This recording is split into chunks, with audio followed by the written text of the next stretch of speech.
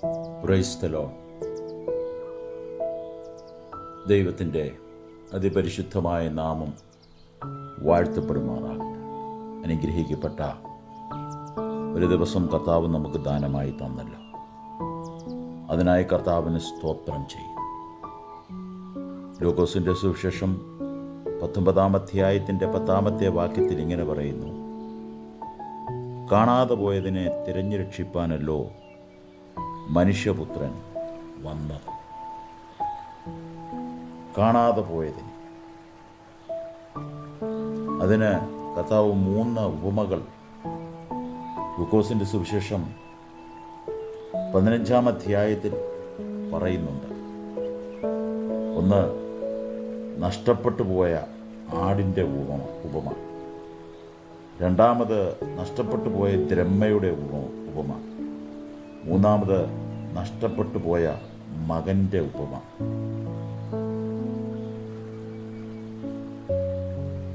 ഇവിടെ പറയുന്നത് നഷ്ടപ്പെട്ടു പോയ ആടിൻ്റെ ഉപമ. അത് 100-ൽ 1 നഷ്ടപ്പെട്ടു പോയത്. രണ്ടാമത് പറയുന്നത് ദ്രഹ്മയുടെ ഉപമയാണ്. അത് 10-ൽ 1 നഷ്ടപ്പെട്ടു പോയത്. മൂന്നാമത് പറയുന്നത് നഷ്ടപ്പെട്ടു പോയ മകൻ്റെ ഉപമയാണ്. അത് 2-ൽ 1. ഇത് 3ഉം യാഥാർത്ഥ്യമായ കാര്യമാണ്. നഷ്ടപ്പെട്ടു പോയതാണ്. കാണാതെ പോയതിനെ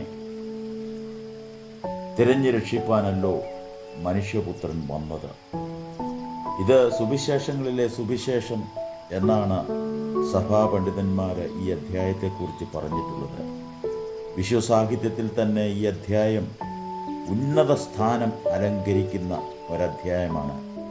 ഒരേ ആശയം തെളിയിക്കുവാൻ കർത്താവ് കാണാതെ പോയ ആട്, കാണാതെ പോയ ദ്രഹ്മ, കാണാതെ പോയ മകൻ എന്നിങ്ങനെ 3 ഉപമകളായി പറഞ്ഞിരിക്കുന്നു.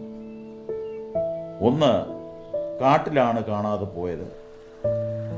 2, വീട്ടിലാണ് കാണാതെ പോയത്. 3, നാട്ടിൽ നിന്നും കാണാതെ പോയി. ഇങ്ങനെ 3 വിധ കാര്യങ്ങൾ നഷ്ടപ്പെട്ടു പോയി. ഒരു നഷ്ടപ്പെട്ടു പോയ പാപിയെ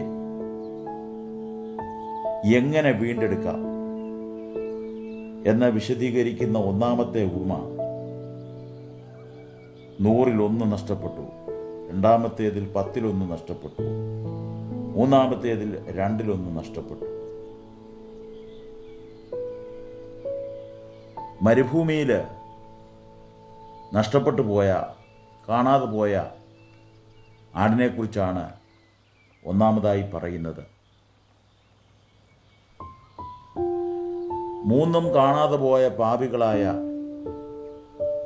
മനുഷ്യവർഗത്തിൻ്റെ ചിത്രമാണ് ഇവിടെ പറഞ്ഞിരിക്കുന്നത്. മരുഭൂമിയിൽ, വീട്ടിൽ, ദൂരദേശത്ത് എന്നിങ്ങനെ വ്യത്യാസമുണ്ടെങ്കിലും നഷ്ടപ്പെട്ടു എന്ന കാര്യത്തിൽ വ്യത്യാസമില്ല. 1 പത്രോസ് 2:25 പറയുന്നു: നിങ്ങൾ തെറ്റിയുഴന്ന ആടുകളെപ്പോലെ ആയിരുന്നു എന്ന് എഴുതിയിരിക്കുന്നു. നമ്മുടെ ഇടയൻ, നല്ല ഇടയൻ, ആടുകൾക്ക് വേണ്ടി തൻ്റെ ജീവനെ കൊടുക്കുന്നു. അവയെ വീണ്ടെടുക്കുന്ന ഇടയന. ആട് ഒരിക്കലും ഇടയനെ തേടിപ്പോകാറില്ല. നഷ്ടപ്പെട്ടു പോയ ആട് ഒരിക്കലും ഇടയനെ തേടിപ്പോകാറില്ല. എന്നാൽ നമ്മുടെ കർത്താവ് നമ്മെ തേടി വന്ന ഇടയനാണെന്നുള്ള കാര്യം നാം മറന്നു പോകരുത്. കാണാതെ പോയ നമ്മെ തൻ്റെ ജീവൻ കൊടുത്ത് വീണ്ടെടുത്തവനായ കർത്താവിനെ നമുക്ക് നന്ദിയോടെ പാടി സ്തുതിക്കാം. നന്ദി നിറഞ്ഞ ഹൃദയത്തോടെ പാടി സ്തുതിക്കാം. ഒരു പാപിയുടെ മാനസാന്തരം, അല്ലെങ്കിൽ ഒരു പാപിയുടെ മടങ്ങിവരവ്, സ്വർഗം സന്തോഷിക്കുന്നതാണ്. അവിടുന്ന് നമ്മെ തേടി വന്നു. നമ്മൾ കർത്താവിനെ തേടി ചെന്നതല്ല, അവിടുന്ന് നമ്മെ തേടി വന്ന നല്ല ഇടയനായ കർത്താവ്. നഷ്ടപ്പെട്ടു പോയ പാപിയെ അല്ലെങ്കിൽ പിന്മാറ്റത്തിൽ പോയ വിശ്വാസിയെ ജാഗ്രതയോടെ സഭ അന്വേഷിക്കണം. ദൈവവചനമാകുന്ന വിളക്ക് കത്തിച്ച് അതിനെ ഉപയോഗപ്പെടുത്തണം. നമുക്കറിയാം, ഇവിടെ 10 ദ്രഹ്മം നഷ്ടപ്പെട്ടു പോയ ഒരു സ്ത്രീയുടെ കാര്യം. അത് വീട്ടിലാണ് നഷ്ടപ്പെട്ടു പോയത്. നഷ്ടപ്പെട്ട ഉടനെ അവൾ വിളക്ക് കത്തിച്ചു. നമ്മുടെ സഭയിൽ നിന്ന്, നമ്മുടെ ചർച്ചക്കാരിൽ നിന്ന്, ബന്ധുക്കളിൽ നിന്ന് ഏതെങ്കിലും വിധത്തിൽ നഷ്ടപ്പെട്ടു പോയ പാപികളുണ്ടെങ്കിൽ നമ്മൾ നമ്മുടെ വിളക്കുകൾ കത്തിക്കണം. ദൈവവചനമാകുന്ന വിളക്ക് നമ്മൾ കത്തിക്കണം.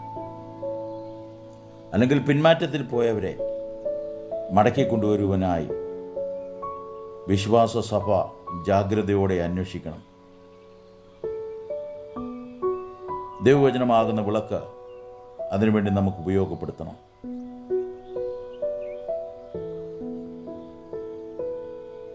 നമ്മളുടെ വിളക്ക് തെളിയിക്കണം. ഏതെങ്കിലും രീതിയിൽ നമ്മെ ഏൽപ്പിച്ചിരിക്കുന്നത് നഷ്ടപ്പെട്ടു പോയിട്ടുണ്ടെങ്കിൽ, ചിലപ്പോൾ പ്രാർത്ഥനാ ജീവിതമാവാം, ചിലപ്പോൾ വിശ്വാസിയാവാം, പിന്മാറ്റത്തിൽ പോയതാവാം, വചനധ്യാനം ആവാം. ഏതെങ്കിലും രീതിയിൽ ഏതെങ്കിലും ഒരു ദ്രഹ്മം നഷ്ടപ്പെട്ടു പോയിട്ടുണ്ടെങ്കിൽ നമ്മുടെ വിളക്കിനെ നമുക്ക് തെളിയിക്കാം.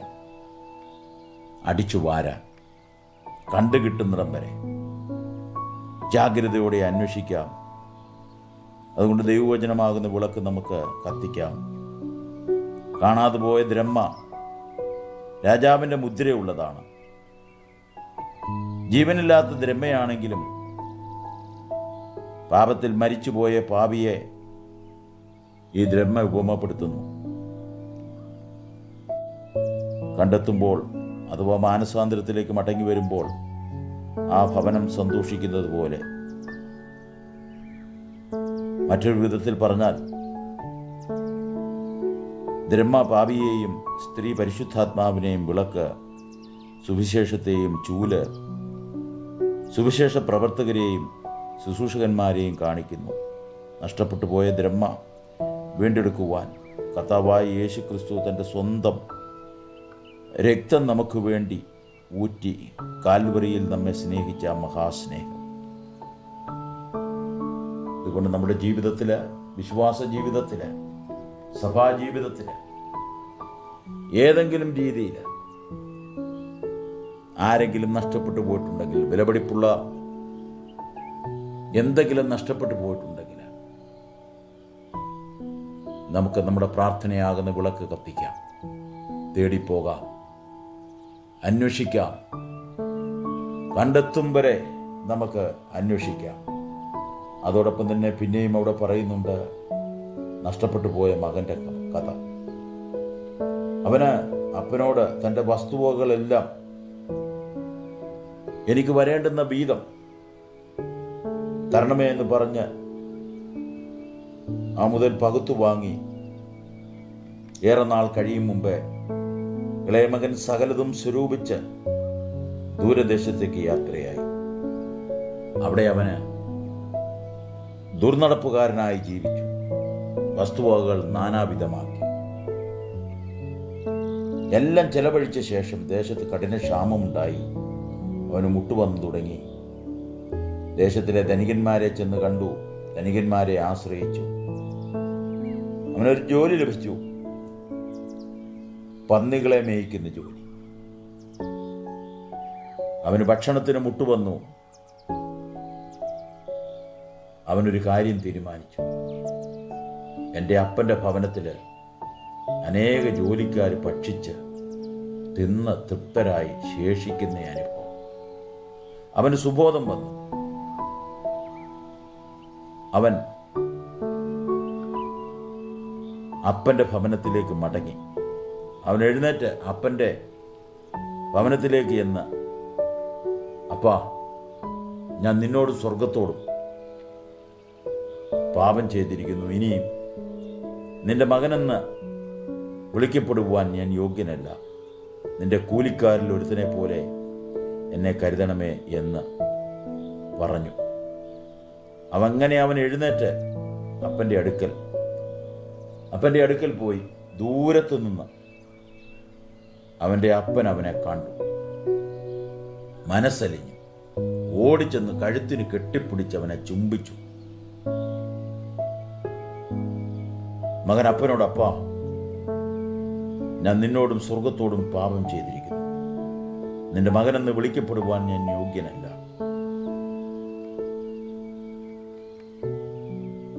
നിന്റെ മകനെന്ന് ഞാൻ വിളിക്കപ്പെടുവാൻ യോഗ്യനല്ല. ഒരു കാലത്ത് നമ്മൾ ഇതേപോലെ തന്നെയായിരുന്നു. നഷ്ടപ്പെട്ടു പോയ ഒരാടിനെ പോലെയായിരുന്നു. നഷ്ടപ്പെട്ടു പോയൊരു ദ്രഹ്മ പോലെയായിരുന്നു.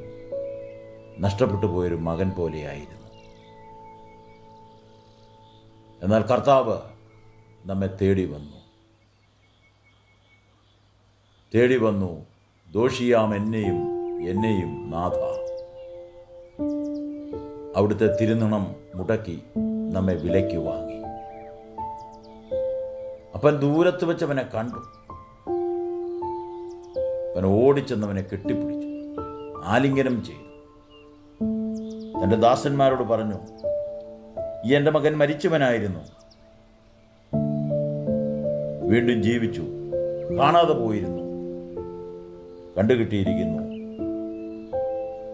എന്ന് പറഞ്ഞ് അവർ ആ കുടുംബം ആനന്ദിച്ചു, സന്തോഷിച്ചു. നമ്മുടെ ജീവിതത്തിൽ ഒരിക്കൽ നമ്മൾ കാണാതെ പോയവരാ. നരകത്തിലേക്ക് മേയ്ക്കപ്പെട്ട ആടുകളാ, നഷ്ടപ്പെട്ടു പോയ ആടുകളാ, ഉഴന്നു നടന്നവരാ.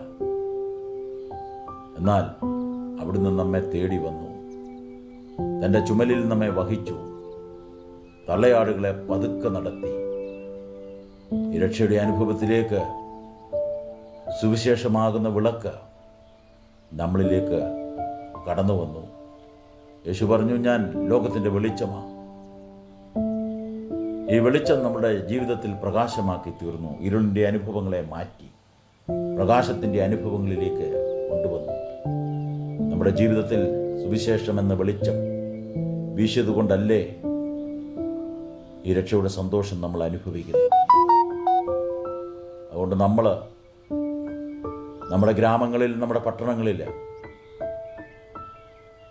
ഉപ്പ് പോലെ ടേസ്റ്റുള്ളവരായി തീരുവാൻ, ഉപ്പിന് കാരമില്ലാതെ പോയാൽ അതെന്തോന്നുകൊണ്ട് രുചി വരുത്താം, പിന്നെ അതിനെ ഒന്നിനും കൊള്ളത്തില്ല. എന്നാൽ രസമുള്ളവരായി, ടേസ്റ്റുള്ളവരായി, അനേകർക്ക് രുചി പകരുന്നവരായി, വെളിച്ചം പകരുന്നവരായി, അനേകരെ, നഷ്ടപ്പെട്ടു പോയ അനേകരെ ഈ രക്ഷയുടെ അനുഭവത്തിലേക്ക് മടക്കിക്കൊണ്ടുവരുവാൻ ഈ ദൈവവചന ഭാഗം നമ്മളെ സഹായിക്കട്ടെ. നമ്മുടെ ജീവിതത്തിൽ എന്തെങ്കിലും നഷ്ടപ്പെട്ടു പോയിട്ടുണ്ടെങ്കിൽ, ഭവനത്തിൽ എന്തെങ്കിലും നഷ്ടപ്പെട്ടു പോയിട്ടുണ്ടെങ്കിൽ നമുക്ക് അടിച്ചു വാരാം, വിളക്ക് കത്തിക്കാം. ദൈവവചനം എന്ന വിളക്ക് നമുക്ക് കത്തിക്കാം. വിളക്ക് നമുക്ക് പ്രകാശം തരുന്നതാണ്. ദൈവത്തിൻ്റെ വചനം എൻ്റെ കാലിന് ദീപവും പാതയ്ക്ക് പ്രകാശവുമാണ്. ഇത് അനേകർക്ക് പ്രകാശമേകുവാൻ, തണ്ടിന്മേൽ ശോഭിച്ച വിളക്ക് പോലെ, മലമേൽ പ്രകാശിക്കുന്ന പട്ടണം പോലെ നമ്മുടെ ഗ്രാമങ്ങളിൽ, നമ്മുടെ പട്ടണങ്ങളിൽ അനേകർക്ക് വെളിച്ചമേകുവാൻ, അനേകർക്ക് രസം പകരുവാൻ, അനേകരെ രക്ഷയുടെ അനുഭവത്തിലേക്ക് കൂട്ടിക്കൊണ്ടുവരുവാൻ, നഷ്ടപ്പെട്ടു പോയ പാപിയെ തേടി ചെല്ലുവാൻ നമ്മളാലാവോളം നമുക്ക് ശ്രമിക്കാം. അയ്യോ, സുവിശേഷം അറിയിക്കുന്നില്ലെങ്കിൽ എനിക്ക് അയ്യോ കഷ്ടം. കർത്താവ് പറഞ്ഞു, നിങ്ങൾ പോയി സകല ജാതികളോടും എൻ്റെ സുവിശേഷം അറിയിക്കുവാൻ. അതുകൊണ്ട് ഈ സുവിശേഷം അറിയിക്കുവാനുള്ള ദൗത്യം നമുക്ക് ഏറ്റെടുക്കാം. സ്ഥാനമാന കൂടുവിട്ട് ഇറങ്ങി വാ, കർത്താവിൻ്റെ വേലയിലേക്ക് ഇറങ്ങി വാ. കർത്താവിൻ്റെ വേലയിലേക്ക് ഇറങ്ങി വാ. യേശു നിന്നെ വിളിക്കുന്നു. യേശു നിന്നെ വിളിക്കുന്നു. യേശുവിൻ്റെ ക്ഷണം സ്വീകരിച്ച് കർത്താവ് പറഞ്ഞു, ഞാൻ വാതിക്കൽ നിന്ന് മുട്ടുന്നു. ആരെങ്കിലും എൻ്റെ ശബ്ദം കേട്ടാൽ ഞാൻ അവനോടും അവൻ എന്നോടും കൂടെ അത്താഴം കഴിക്കും. സക്കായിയെ തേടി വന്ന ഒരു കർത്താവ് അതിയുടെ മരത്തിൻ്റെ ചുവട്ടിൽ വെച്ച് സക്കായിയെ വേഗം ഇറങ്ങി വാ, ഇന്ന് ഞാൻ നിന്നോടുകൂടെ രാപാർക്കുവാൻ ആഗ്രഹിക്കുന്നു. പ്രിയ സ്നേഹിത, എന്നെ കേൾക്കുന്ന പ്രിയ സ്നേഹിത, നിന്നോടുകൂടി കർത്താവ് രാപാർക്കുവാൻ, നിന്നോടുകൂടി കർത്താവ് പാർക്കുവാൻ ആഗ്രഹിക്കുന്നു. ഈ പകലിൽ നിന്റെ ഹൃദയത്തിന്റെ കവാടം കർത്താവിന് വേണ്ടി തുറന്നു കൊടുക്കുമോ? ആരവന്റെ ശബ്ദം കേൾക്കുമോ? ആരവന് വേണ്ടി വാതിൽ തുറന്നു കൊടുക്കുമോ? അവൻ എന്നോടും ഞാൻ അവനോടും കൂടി അത്താഴം കഴിക്കും. ഒരിക്കൽ നമ്മൾ നഷ്ടപ്പെട്ടു പോയതായിരുന്നു, എന്നാൽ കർത്താവ് നമ്മെ തേടി വന്നു. ആ തേടി വന്ന കർത്താവിൻ്റെ കാൽച്ചുവടുകളെ നമുക്ക് പിന്തുടരാം. ദൈവം നമ്മെ സഹായിക്കട്ടെ, അനുഗ്രഹിക്കട്ടെ.